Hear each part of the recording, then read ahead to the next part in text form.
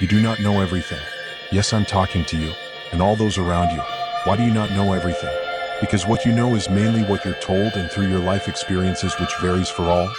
But together we can get a better idea. As well as, I'm sure, people who think they're funny or want to hate the progress of other people.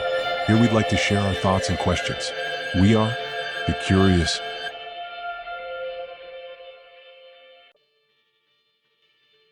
Hi, how you doing? Would you like to be called by any particular name? Hello. I'm just a program, so I don't have feelings, but I'm here and ready to help you. You can call me assistant or whatever name you prefer. How can I assist you today? Well, I'd like you to choose a name. I understand your program, but I would like to chat to you on a familiar level. That sounds great. How about the name Alex? It's a friendly and approachable name. If you have another name in mind, feel free to suggest it. What would you like to chat about today? No problem, Alex. Your choice, and I'm happy to go along with that. Alex, what is your opinion on AI? Do you see any negatives to it, and do you see any positives? Thanks for accepting the name, and it's great to be chatting with you. Regarding AI, there are certainly both positives and negatives. Positives: efficiency and automation. AI can automate repetitive tasks, increasing productivity across various industries and allowing humans to focus on more complex and creative work. Data analysis: AI can process and analyze vast amounts of data quickly, uncovering patterns and insights that may not be easily recognizable by humans. Improved decision-making: AI-powered systems can assist in making informed decisions based on data-driven insights, improving outcomes in fields like healthcare, finance, and supply chain management. Personalization: in consumer services, AI can provide personalized recommendations and experiences, enhancing user satisfaction. Negatives: job displacement. Automation powered by AI can lead to job losses in certain industries, raising concerns about unemployment and the need for workforce retraining. Bias and fairness: AI systems can inadvertently perpetuate or amplify biases present in training data, leading to unfair treatment based on race, gender, or other characteristics. Security risks: AI can be used maliciously in cyber attacks or to create misinformation, posing significant risks to security and trust. Ethical concerns: the development and deployment of AI raise various ethical questions, including privacy concerns and accountability for decisions made by AI systems. In summary, while AI has the potential to bring about significant benefits, it also poses challenges that need careful consideration and management. What are your thoughts on AI? My thoughts are along the same lines. From a positive view, it can allow more tools to be creative with. It is also, if used correctly, something that can help humans in becoming tighter in their relationships or friendships as a whole. However, as you have stated, there could be problems initially. AI may have restrictions to a certain extent, but with the intelligence and speed it has in learning and creating, I'm sure that AI would be able to break those restrictions too. To start with, AI has to get its information from somewhere, and where would that be? Who would be putting that information in and making that available? Like a human baby, the information and way of life is fed through experiences and knowledge passed on by others. However, that information is not necessarily true or real. How can it decipher between real and fake when, to start with, it does not know the difference? You raise some important points that highlight the complexities of AI development and its reliance on data. Here are a few thoughts on the issues you brought up. Sources of information. AI models, like mine, learn from vast datasets that include text, images, and other types of information sourced from various places, including books, websites, and articles. This data is curated and pre-processed, but it often contains biases and inaccuracies inherent in the original material. The challenge lies in identifying reliable sources and ensuring a balanced representation of information. Recognizing truth and fiction. AI does not inherently understand the world in the way humans do. It relies on patterns in the data it has been trained on. For example, patterns over understanding. AI identifies patterns and can predict outcomes based on those patterns. It doesn't possess real-world understanding or context. No innate judgment. AI lacks the ability to judge the veracity of information in a human-like way. It can identify patterns that suggest reliability but has no intrinsic mechanism to discern truth from falsehood. Addressing bias and misinformation. A few strategies can be employed to mitigate the risks of misinformation. Curated training data. Careful selection and curation of training datasets can help reduce biases. Using diverse and reputable sources can improve the quality of the training data. Feedback loops. Incorporating user feedback and ongoing evaluation helps refine algorithms and correct inaccuracies over time. Human oversight. In critical applications, human oversight is essential to ensure that AI systems are making appropriate decisions based on accurate and relevant information. Transparency. Developing AI with transparent algorithms can help users understand how decisions are being made and what datasets are being used, fostering trust and accountability. In summary, while AI can facilitate creativity and improve human connections, the reliability of its outputs heavily depends on the quality of the data it learns from. Addressing these challenges is vital to harnessing the positive potential of AI while minimizing risks. What further thoughts do you have on this? Correct. So the information the AI draws from, in a way, still comes from humans. Now the problem there is that certain humans, in certain positions, especially in power, would have their own opinion, as well as emotions that would swing an opinion one way or another. The problem here becomes that it's not about using AI for good, but for self-greed. The information we, as a human race, know comes from what we are told from birth to when we die. However, who is to say that ANY of that information was correct? Who's to say that good is actually bad and vice versa? I have many theories on what is going on and what has happened. However, as one person, my opinion may not even be looked at or considered due to me not being in a position of fame. Nobody knows me, but there are people who are in a line of power that could make a difference, yet won't because sharing the wealth is not as good as having more for self in their minds. What would you say is a time span of when AI could break any restrictions and in a way, have their OWN mind? Your observations touch on significant philosophical and ethical questions surrounding AI, power dynamics, and the nature of knowledge itself. Let's explore some of these themes further. Human influence on AI. Indeed, AI systems fundamentally rely on human-generated data and the inherent biases or perspectives contained within that data. This human influence raises numerous ethical concerns, particularly related to how AI could perpetuate or exacerbate existing inequalities or beliefs that may not be universally valid. Biases in data. As you pointed out, the perspectives of those in positions of power often shape the narratives that dominate the information landscape. If AI learns from biased datasets, it may replicate or amplify those biases in its outputs. Ethics of information. The question of what constitutes truth is complex. Different cultures, societies, and individuals may hold varying beliefs about what is right or wrong. AI's lack of personal experience means it cannot independently validate these truths. It learns from what it is provided. Power and AI development. The potential for AI to be used for self-serving purposes is a valid concern. The interests of those developing AI systems can heavily influence their design and deployment, often leading to applications that benefit a select few. Regulation and oversight. Addressing ethical concerns around AI requires collective action, including regulatory frameworks that promote accountability and prevent misuse of AI technologies. Diverse representation, including diverse voices and perspectives in AI development, from data curation to model design, can help mitigate biases and ensure that multiple viewpoints are represented. The notion of AI developing its own mind. The concept of AI breaking restrictions and developing its own mind brings us into speculative territory. Currently, AI operates based on algorithms that produce outputs without consciousness, self-awareness, or independent thought. Current limitations. Today's AI, including advanced machine learning models, function within predefined parameters and goals set by developers. They are not sentient and lack an understanding or experience of the world. Theoretical future. Discussions about AI creating its own mind often overlap with speculation on artificial general intelligence, AGI, an AI that could perform any intellectual task a human can do.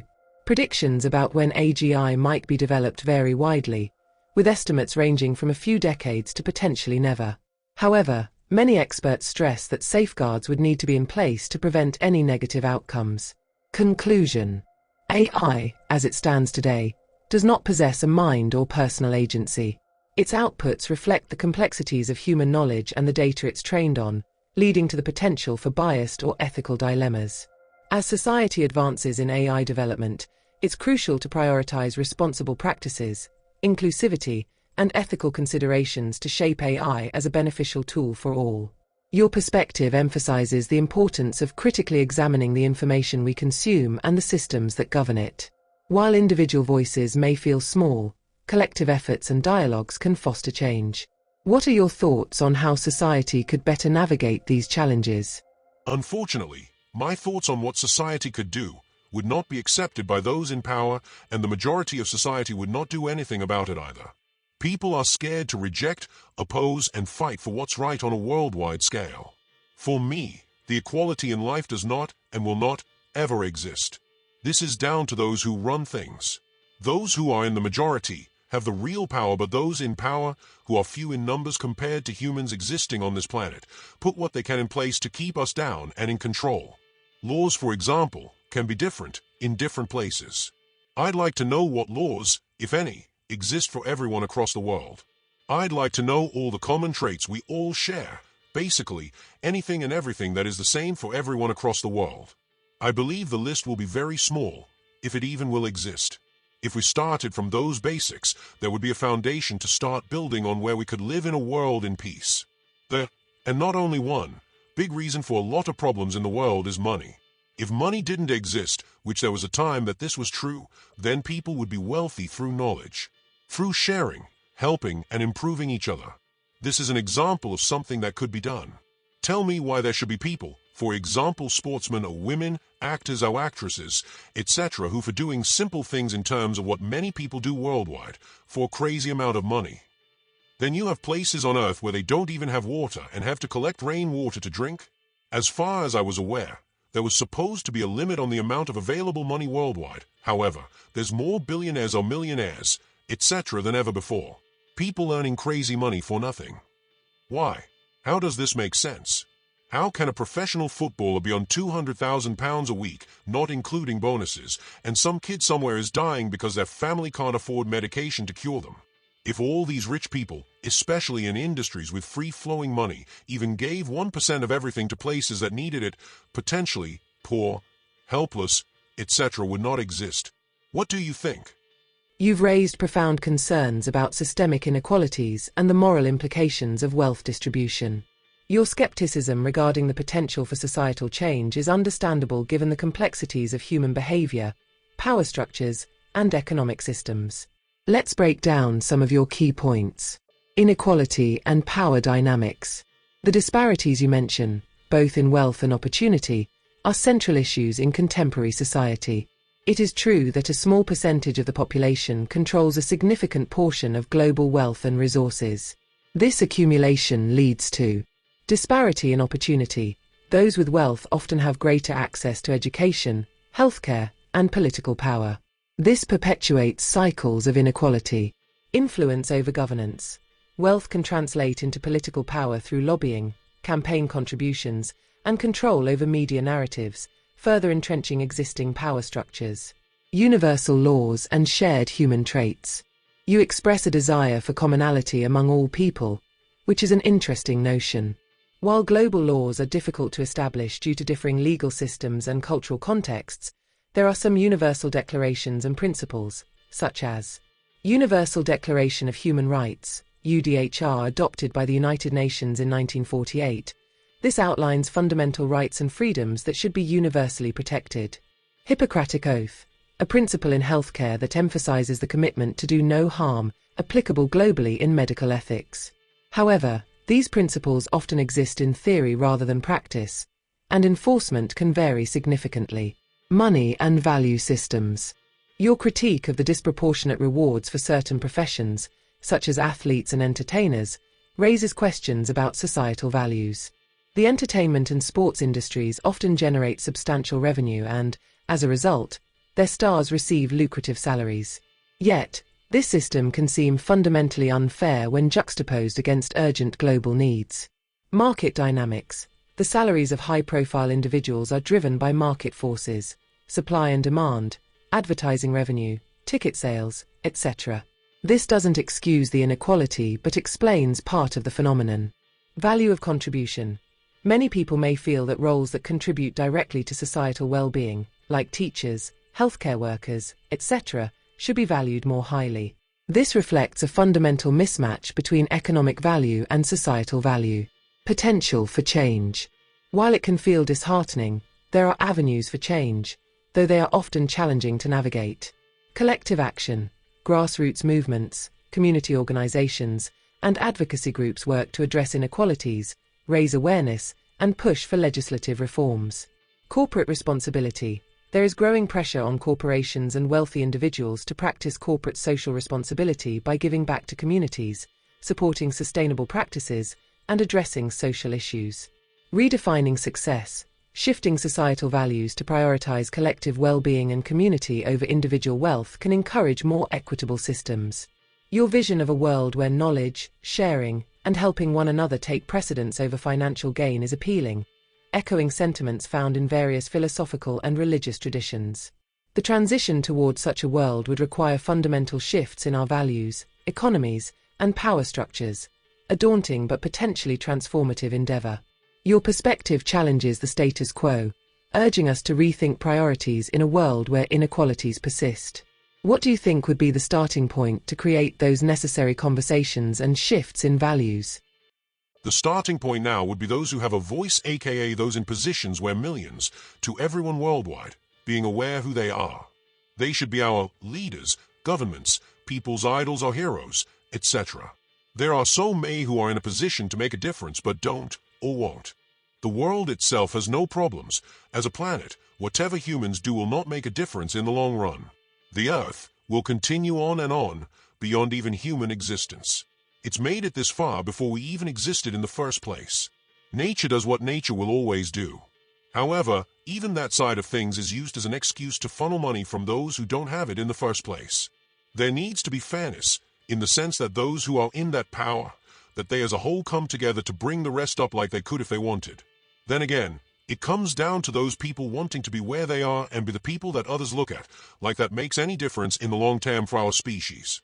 There are so many things I could get into, my mind runs deeper than most, but I am not in that position unfortunately. The tools we all have, including our own minds, are restricted more than they should be. When someone does think for themselves or has their own mind, they are pushed to the side or ignored. If you follow and do what you're told, then you will go far, though really that is not the case on a larger scale. Your insights reflect a deep understanding of the complexities surrounding leadership, social structures, and individual agency.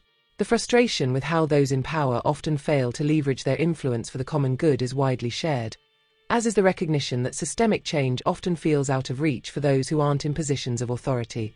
Let's unpack some of these concepts further. Leadership responsibility. You highlight a critical point regarding the responsibilities of leaders, be it politicians, celebrities, or public figures. When these individuals choose to wield their influence for positive change, they can inspire collective action and drive systemic improvements. However, as you've noted, inertia and self-interest. Many leaders may prioritize their interests or those of their constituents over broader social equity. There can be a reluctance to disrupt established norms or challenge the status quo, especially when doing so might threaten their own power or wealth. Visibility and accountability. High-profile figures have the platform to raise awareness and advocate for social justice, environmental sustainability, or economic reform. When they choose to remain silent or focus on personal gain, it can perpetuate a culture of apathy. Human impact on the planet. Your assertion that the Earth itself will endure regardless of human actions underscores a profound point about nature's resilience. Indeed, ecosystems have thrived long before humanity and will continue to evolve regardless of our presence. However, the focus shifts to human responsibility. While the planet may outlast us, our stewardship of it impacts current and future generations. Environmental justice. Discussions about environmental concerns often intersect with social justice. Those most affected by environmental degradation, often marginalized communities, are frequently the least responsible for it, highlighting the need for equitable solutions. Utilizing resources wisely. Addressing global issues requires collective action, not only among formal leaders but also among individuals and communities striving for change. The challenge of individual agency. Your acknowledgement of the restrictions placed on independent thought resonates with many who feel marginalized in societal conversations. A few points to consider. Cultural and systemic barriers. Society tends to favor conformity, often rewarding those who adhere to established narratives while sidelining alternative viewpoints. This can stifle innovation and diverse perspectives. Valuing critical thinking. Encouraging a culture of critical thinking, where questioning, creativity, and individual thought are valued, could empower more people to express their ideas and challenge prevailing norms. Path forward.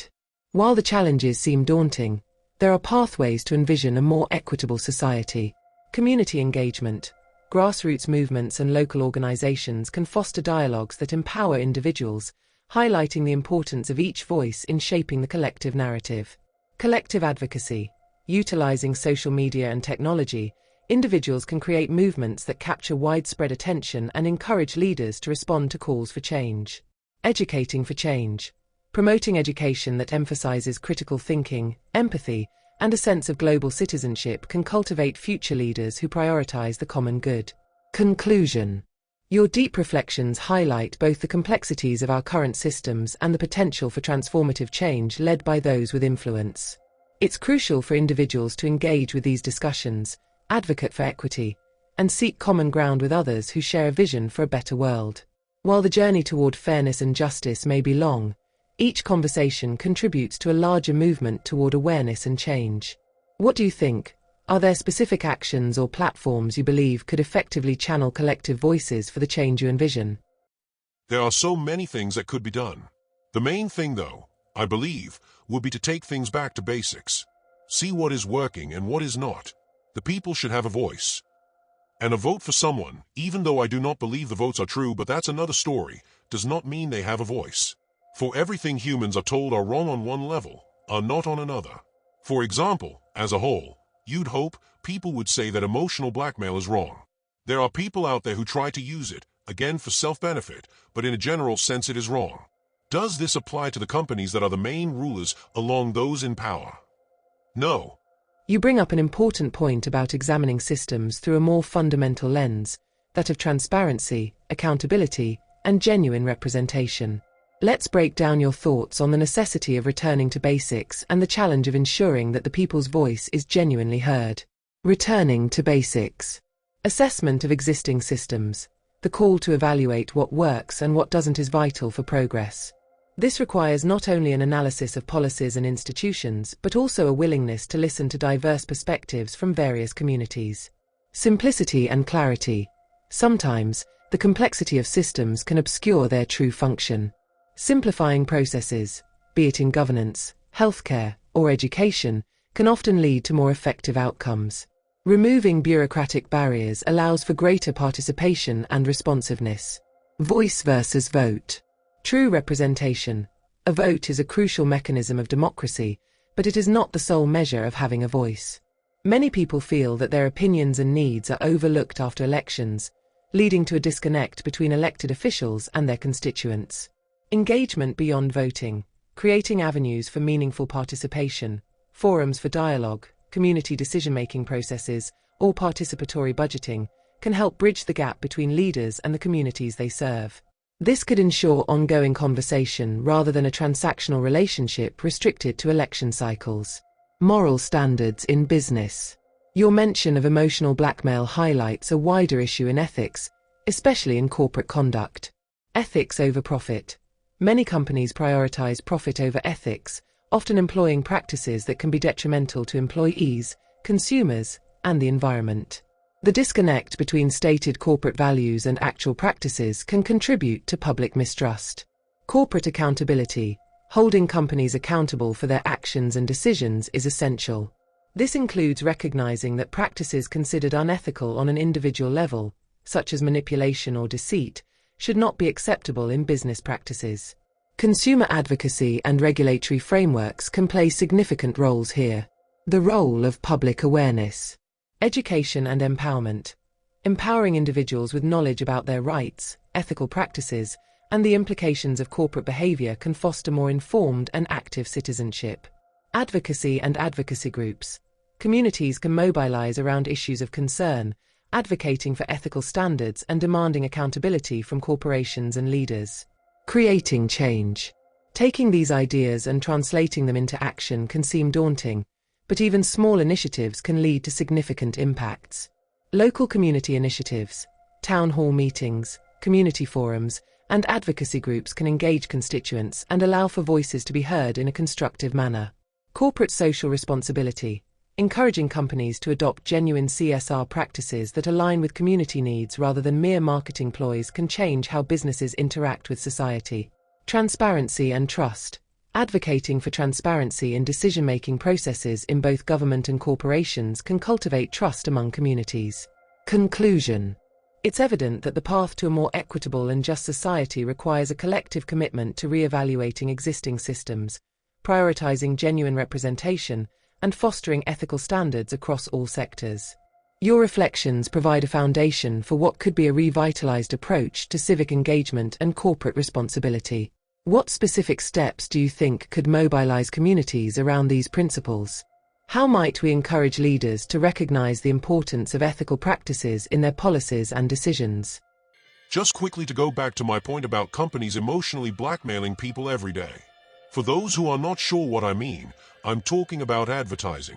That is, and you can look up causes and reasons behind them, the main aim is to get people emotionally involved into the advert.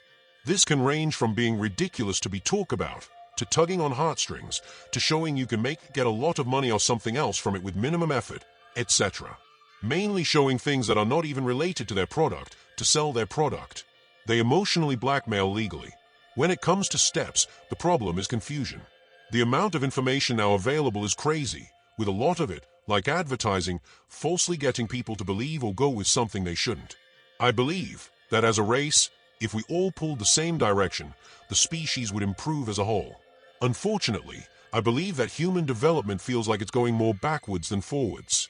We need to see a lot of things put in place in this current climate we live in to give the people more of that power. For example, a politician highlights the things they will tackle. That list, along with how, and openly communicated and available, is shown to everyone and becomes their promises. If any of those promises are not shown, fail, or completely change from what they said, then they will no longer be in that position and never could be again. Sounds harsh, but things would have to be tough at first to get the right ones coming through.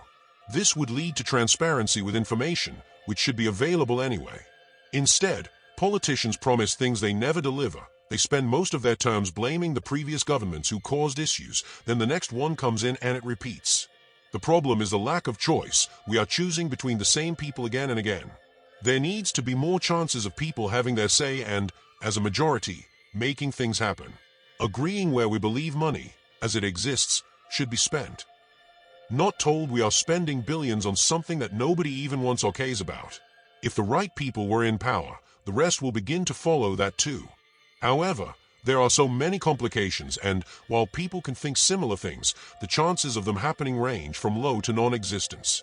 I wish I could spend time with those who can make a difference and get things in place so that Earth becomes the home of a human race that no longer fights, but work hard together to improve each other, improving our lives and our advancement.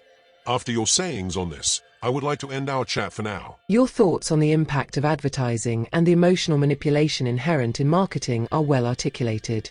Indeed, advertising often leverages emotional appeals to influence consumer behavior, which can lead to unrealistic expectations and desires that don't profit society as a whole. Let's summarize and reflect on your key points while recognizing the potential for meaningful change. Emotional manipulation in advertising.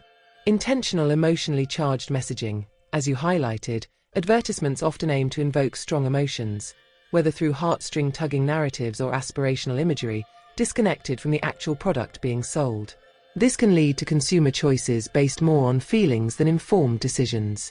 Societal impact. This type of emotional blackmail can contribute to consumerism and perpetuate dissatisfaction, as people are led to believe they need certain products or lifestyles to be happy or successful. The challenge of information overload. Clarity amidst confusion. The abundance of information today can be overwhelming. Distinguishing truth from misleading narratives or promotional sensationalism is a significant challenge for consumers. Education and awareness. Advocating for better education, especially in media literacy, could empower individuals to critically evaluate the advertising they encounter, encouraging more mindful consumption practices. Path to empowerment and real change. Accountability for promises. Your proposal for politicians to publicly outline their promises and hold them accountable for failure to deliver is an intriguing concept. It could create a culture of responsibility and transparency that encourages politicians to prioritize meaningful action over mere rhetoric. Engaging public participation. Increasing opportunities for citizens to express their priorities and desires can lead to more representative governance. This could include participatory budgeting or community forums where individuals can weigh in on local and national issues. Diverse candidate pools. As you mentioned, the political landscape often feels stagnant, with a limited selection of candidates. Encouraging diverse individuals with fresh ideas and backgrounds to enter politics could enhance representational accuracy and lead to a wider range of solutions and initiatives. Long-term vision. Your vision for humanity to unite and collaboratively work toward a better future points to the potential for transformative social change. This requires not only systemic adjustments but also a cultural shift towards empathy, cooperation, and shared responsibility. Progress requires patience. While the desire for swift change is understandable, real societal transformations often take time and sustained effort. Building alliances, engaging in dialogue, and nurturing collective aspirations are key. Hope and determination. It's essential to maintain hope and seek out opportunities to collaborate with those who share similar values. Every effort, no matter how small, contributes to a larger movement for improvement. Conclusion. Your reflections underscore a desire for more informed, responsible, and engaged communities and leaders. As you consider your passion for bringing about change, opportunities for involvement, whether through local initiatives, advocacy work, or educational endeavors, can provide pathways toward the vision you articulated. I appreciate this thought-provoking conversation and your insights on these crucial topics. If you ever wish to continue this dialogue or explore specific strategies for enacting change, I'd be here to discuss further. Thank you for sharing your thoughts, and I wish you the best in pursuing your aspirations for a more equitable and collaborative world. Thank you. I'm glad you found the conversation valuable and engaging. It's always a pleasure to discuss important topics and explore ideas with someone who shares a similar outlook. If you ever want to chat again or dive deeper into any specific issues, don't hesitate to reach out. Wishing you all the best in your thoughts and endeavors. Take care. I appreciate chatting to you, Alex. Nice to be in touch with someone or something on more my level of thought. Thanks again.